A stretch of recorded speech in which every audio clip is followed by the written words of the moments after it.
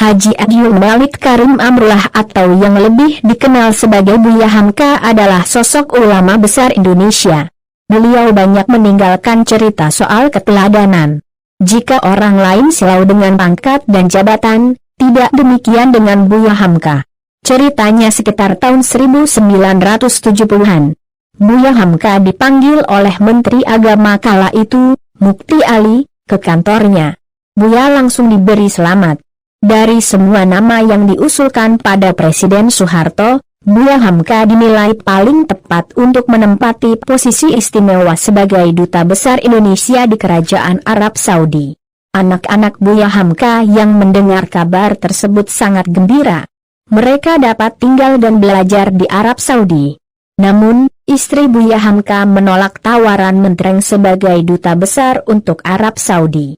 Dia memberi saran, lebih baik Buya Hamka melanjutkan dakwah di masjid dekat rumahnya. Masjid itu adalah Masjid Agung Kebayoran, yang kini diubah namanya menjadi Masjid Al-Azhar. Haja Siti Raham binti Rasul Sultan Endah yang biasa dipanggil Umi ini mengingatkan kegiatan sebagai Duta Besar akan sangat sibuk. Lalu kapan waktu untuk Buya Hamka belajar dan mengajarkan agama lagi? Hampir tiap malam nanti Angku Haji harus menghadiri jamuan makan malam yang diselenggarakan duta besar lain. Lalu kapan waktu mengaji Al-Quran yang tidak pernah ditinggalkan sejak kecil, kata istrinya. Sang istri mengingatkan dakwah yang dimulai oleh Buya Hamka di Masjid Agung Kebayoran sudah mulai semarak.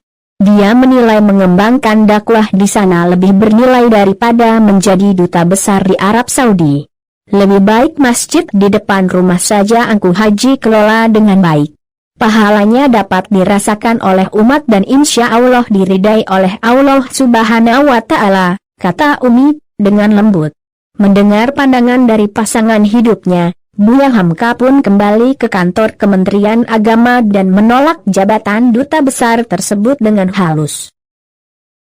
Menolak pangkat Mayor Jenderal tituler bukan kali ini saja Buya Hamka menolak pangkat dan jabatan. Sebelumnya sekitar tahun 1960-an, Buya Hamka dipanggil menghadap Jenderal Abdul Haris Nasution yang saat itu menjabat Panglima Angkatan Bersenjata dan Menteri Pertahanan. Buya akan dianugerahi pangkat Mayor Jenderal tituler.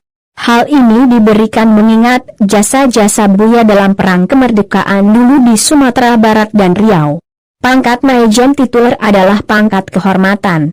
Namun hak dan fasilitas yang diberikan tetap sama dengan pangkat Mayor Jenderal karir. Sang istri memberi pertimbangan pada Buya Hamka untuk menolak. Menurut Umi, lebih mulia jika Buya Hamka tetap berada di jalan dakwah saja. Buya pun menerima pertimbangan tersebut. Saya sudah dianggap ulama oleh masyarakat dan hobi saya hanya menulis. Tentu hal-hal tersebut sedikit banyak akan mengganggu tugas saya sebagai Mayor Jenderal walau tituler, demikian alasan Buya yang disampaikan pada Jenderal Nasution. Nasution pun menerima pertimbangan tersebut. Sikap Buya Hamka Irfan Hamka yakin sebenarnya ayahnya bisa langsung menolak kedua jabatan tersebut. Namun sudah menjadi kebiasaan ayahnya untuk mengabarkan ke keluarga serta meminta masukan dari istrinya. Dari dua cerita di atas, dapat ditarik kesimpulan betapa Buya menghargai pendapat istrinya. Walaupun sebenarnya Buya sudah bisa menebak apa masukan dari istrinya soal tawaran jabatan tersebut. Keduanya bukanlah pasangan suami istri yang mudah silau akan jabatan. Berdakwah di tengah masyarakat dinilai lebih berarti daripada pangkat dan jabatan yang sifatnya hanya sementara. Semoga kisah ini bisa menjadi pengingat.